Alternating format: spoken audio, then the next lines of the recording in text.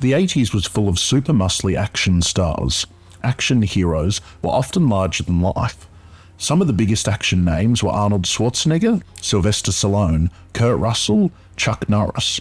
These men were big-ass killing machine heroes. Their worlds were black and white, good versus evil. They were flawless in their execution, their victories inevitable. Remember, Sally, when I promised to kill you last? That's right, Major. You did. I lied. Come 1988, this all changed with one man in a white tank top. Definitely no Stallone or Schwarzenegger. Welcome to the party, pal. A TV actor, a $5 million paycheck. A script rejected by Hollywood's biggest names. These were the unlikely ingredients that came together to create one of the most influential action movies of all time. Well, who the hell you been talking to? A new kind of action hero was born, as well as a new villain who was right for being an opponent for this sort of hero. Let's uncover the fascinating evolution.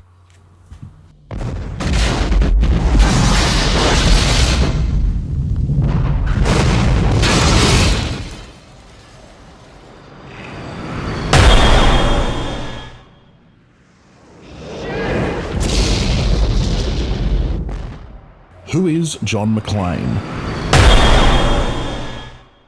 He was no superhuman, but a real everyman New York cop, as he relies on wits and resourcefulness.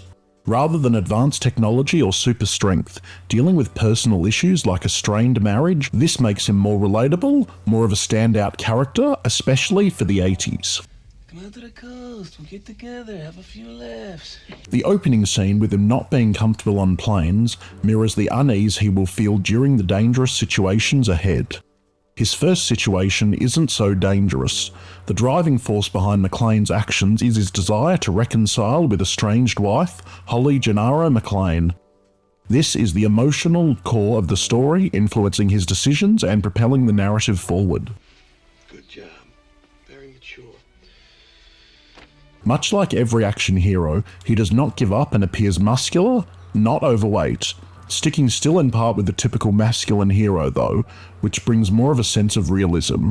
He is, however, far from invincible. He gets hurt, makes mistakes and experiences fear and doubt. The other big difference being who and what he faces. Do I sound like I'm ordering a pizza? McClane is an ordinary guy thrust into extraordinary circumstances. His true need becomes surviving and stopping terrorists. From the moment he witnesses the death of the executive Joseph Takagi, nothing is ever the same. This puts him over the line into positions he thought he'd never go in a million years. Being the man to stop terrorists in a building 40 stories high is no easy adventure for a man like him. He is stripped of external support, forcing him to rely solely on his own resources and instincts. This happens in part as a result of Dwayne T. Robinson, the Deputy Chief of Police, who is skeptical of McClane's abilities and intentions.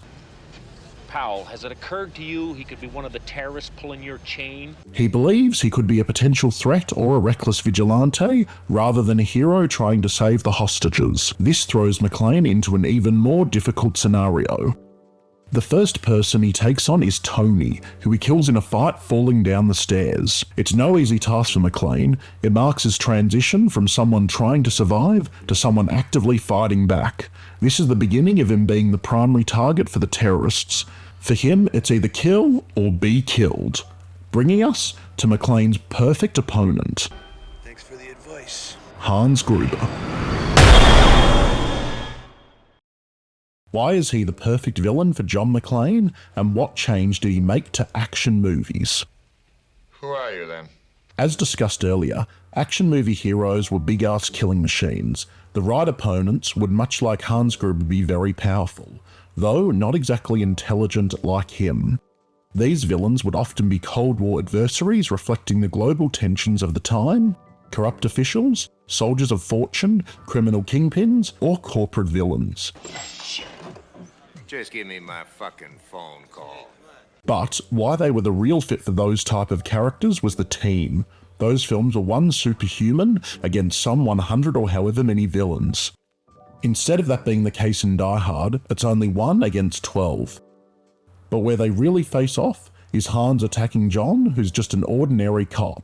giving John McClane a big transformation, making him a hero. He doesn't overpower his enemies, he outsmarts them. He used the environment as his weapon, turning everyday objects into lethal tools.